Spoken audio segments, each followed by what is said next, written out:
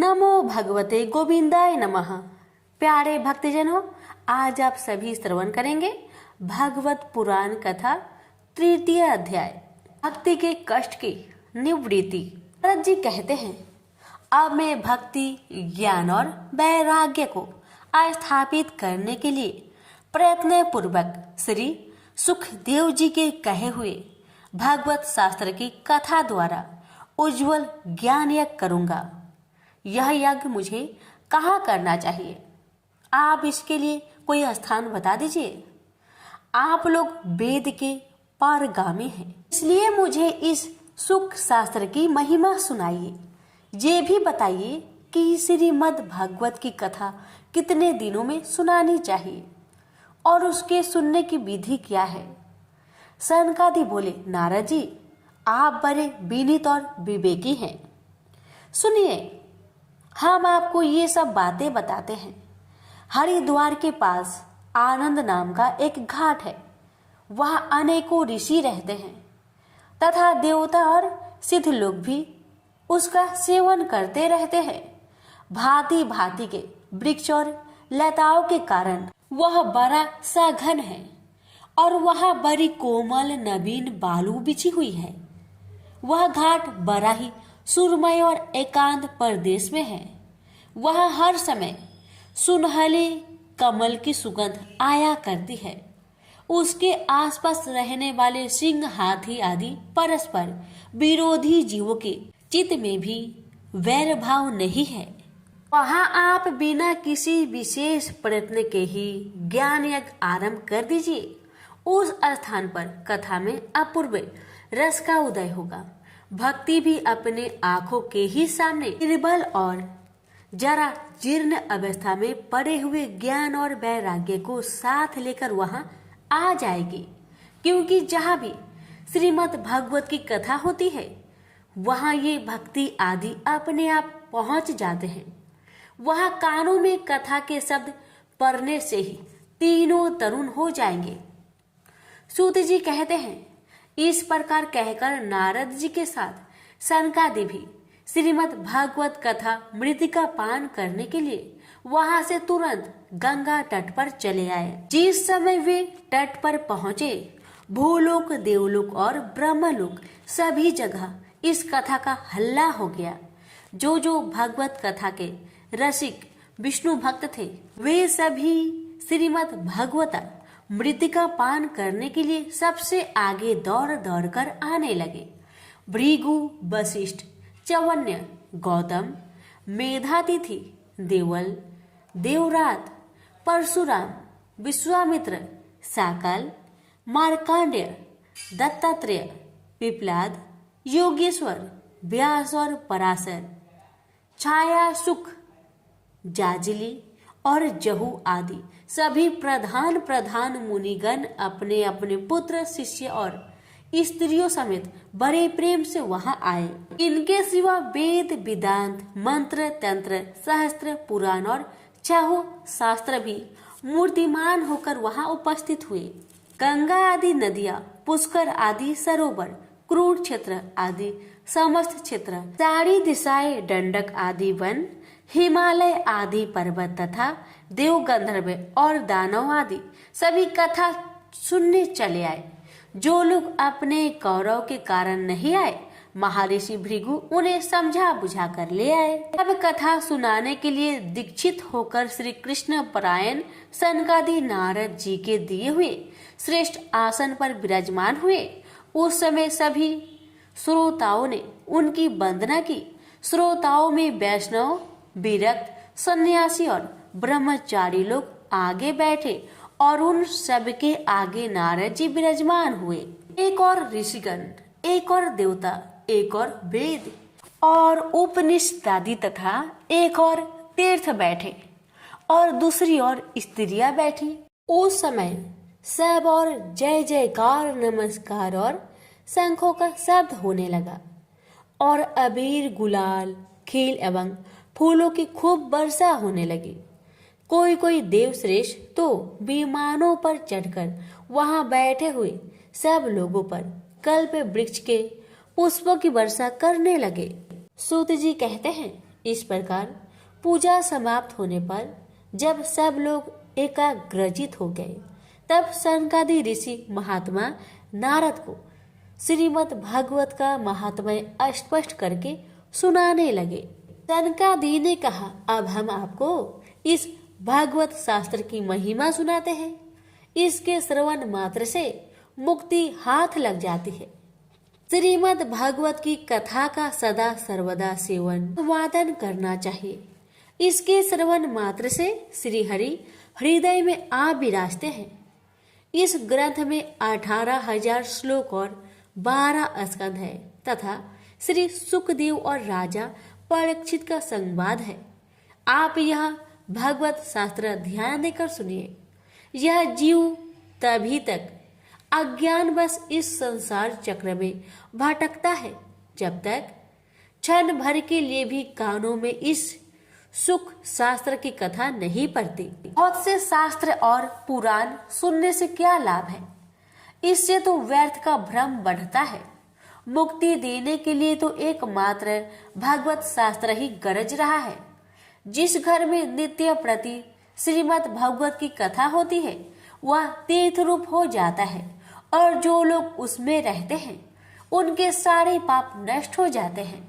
हजारों अश्वमेघ और सैकड़ों वाजपेयी यज्ञ इस सुख शास्त्र की कथा का 16वां अंश भी नहीं हो सकते। तपोधनो, जब तक लोग अच्छी तरह श्रीमद् भागवत का श्रवण नहीं करते तभी तक उनके शरीर में पाप निवास करते हैं।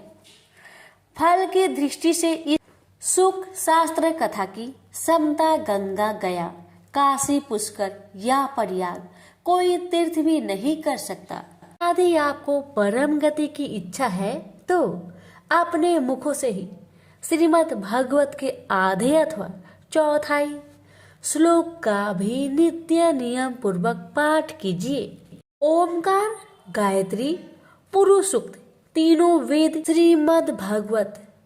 ओम नमो भगवते वासुदेवाय, यह 10 मंत्र 12 मूर्तियों वाले सूर्य भगवान, प्रयाग, वत्सर रूप काल ब्राह्मण, अग्निहोत्र, गौ द्वादशी तिथि, तुलसी, बसंत ऋतु और भगवान पुरुषोत्तम, इन सब में बुद्धिमान लोग वस्तुतः कोई अंतर नहीं मानते। जो पुरुष अहर्निश अर्थ सहित श्रीमद् भागवत शास्त्र का पाठ करता है उसके करोड़ों जन्मों का पाप नष्ट हो जाता है। इसमें तनिक भी संदेह नहीं है। जो पुरुष नित्य प्रति भागवत का आधा या चौथाई श्लोक भी पढ़ता है उसे राजसूय और अश्वमेघ यज्ञों का फल मिलता है। नित्य भागवत का पाठ करना, भगवान का चिंतन करना, तुलसी को सींचना और गौ की सेवा करना, ये चारों समान है। जो पुरुष अंत समय में श्रीमद् भागवत का वाक्य सुन लेता है उस पर प्रसन्न होकर भगवान उसे बैकुंठ धाम देते हैं। जो पुरुष इसे सोने के सिंहासन पर रखकर विष्णु भक्त को दान करता है वह अवश्य ही भगवान का सायुज्य प्राप्त करता है।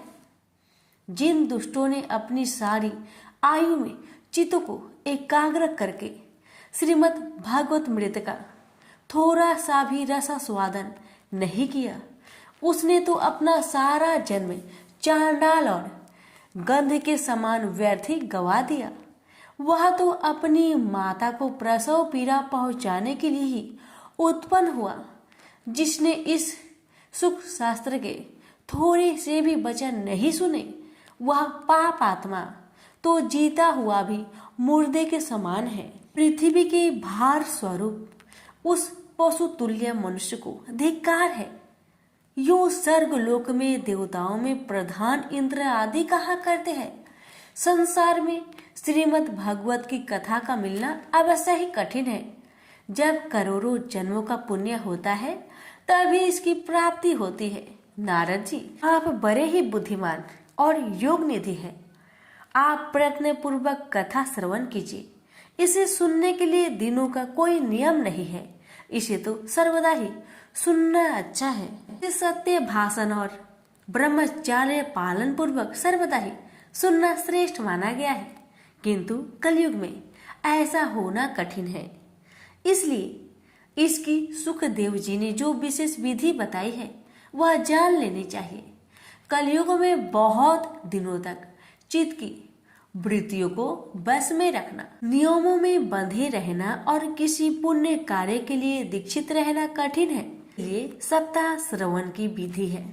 श्रद्धा पूर्वक कभी भी श्रवण करने से अथवा माघ मास में श्रवण करने से जो फल होता है वही फल श्री सुखदेव जी ने सप्ताह श्रवण में निर्धारित किया है। मन के असमय, रोगों की बहुलता और आयु की अल्पता के कारण तथा कलयुग में अनेकों दोष की संभावना से ही सप्ताह श्रवण का विधान किया गया है, जो फल तप, योग और समाधि से भी प्राप्त नहीं हो सकता। वह सर्वांग रूप में सप्ताह श्रवण से सहज में ही मिल जाता है।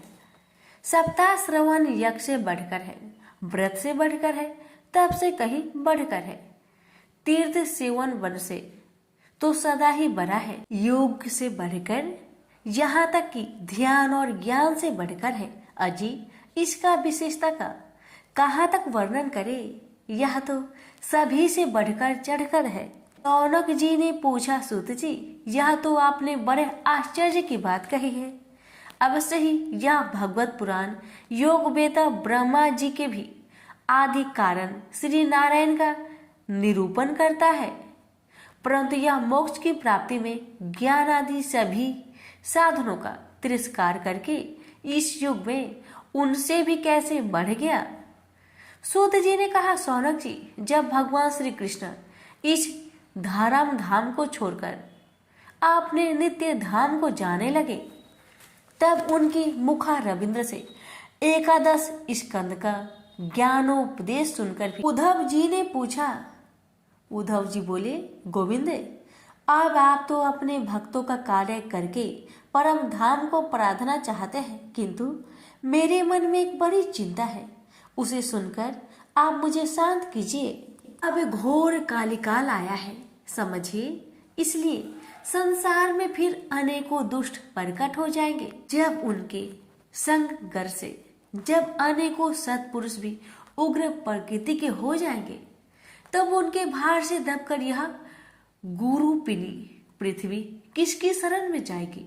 कमलनयन, मुझे तो आपको छोड़कर इसकी रक्षा करने वाला कोई दूसरा नहीं दिखाई देता, इसलिए भक्त वत्सल आप साधुओं पर कृपा करके यहाँ से मत जाइए। भगवान आपने निराकार और चिंता मात्र होकर भी भक्तों के लिए ही तो यह सगुण रूप धारण किया है, फिर भला आपका वियोग होने पर वे भक्तजन पृथ्वी पर कैसे रह सकेंगे। गुणोपासना में तो बड़ा कष्ट है, इसलिए कुछ और विचार कीजिए। परभाष क्षेत्र में उद्धव जी की यह वचन सुनकर भगवान सोचने लगे कि भक्तों के अवलंब के लिए मुझे क्या व्यवस्था करनी चाहिए।